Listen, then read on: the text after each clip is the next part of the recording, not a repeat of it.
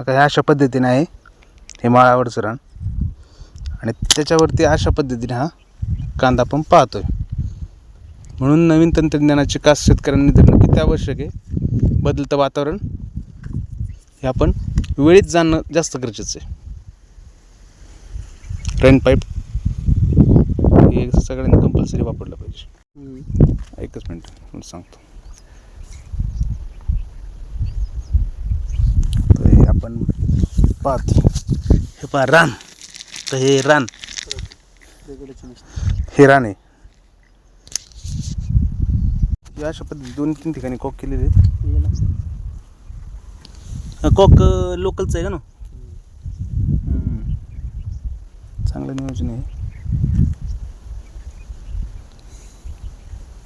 Rain पाईपमुळे तुम्हाला काय फरक जाणवतो काका? आहे ना, तिकडे जरा मोठाला झाला आहे, इकडे थोडा बारीक झालेला आहे. तिकडे काय टाकले आपण? रेन पाईप टाकले ना. रेन पाईप टाकलेला आहे तिकडे जरा. तिकडे याच्या तुलनेमध्ये वाढ जास्त आहे. तिकडे थोडी वाढ कमी आहे. रेन पाईपामुळे ना वाढ जास्त आहे जरा. म्हणजे याचा अर्थ सूक्ष्म ठिबक म्हणजे रेन पाईप किंवा ठिबक किंवा ह्यासारख्या गोष्टीचा आपण अवलंब केला पाहिजे भविष्यामध्ये. आणि ॲव्हरेजही पिकांचं वाढतं आणि पाण्याची बचत होती. तर पहा शेतकरी मित्रांनो, आपण की अशा पद्धतीने आपण शेती करून उत्पन्न वाढ करू शकता की नवीन नवीन तंत्रज्ञानाचा आपण अवलंब करूया. चला आता मग भेटूया पुढे. आता हे बघा रेन पाईपचं इथून नियोजन आहे. अख्खं केलेलं रेन पाईपचं नियोजन.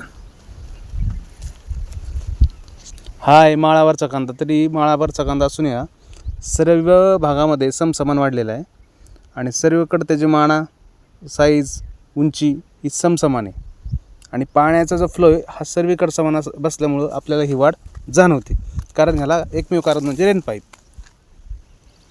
ह्या शेतकरी बाप्पू दादासाहेब बारगुजे आपण पाहत आहे कॅमेऱ्यामध्ये.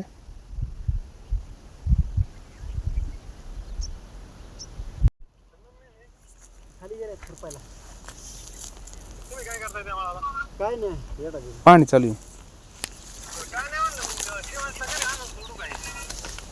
सोड ना मग, गाडी कुठे म्हणा.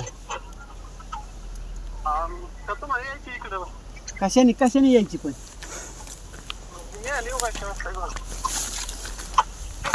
शिवांशला मग शिवांशला आणावं लागेल घरी. आपण पाहू शकता माळा रानावरचा कांदा आहे.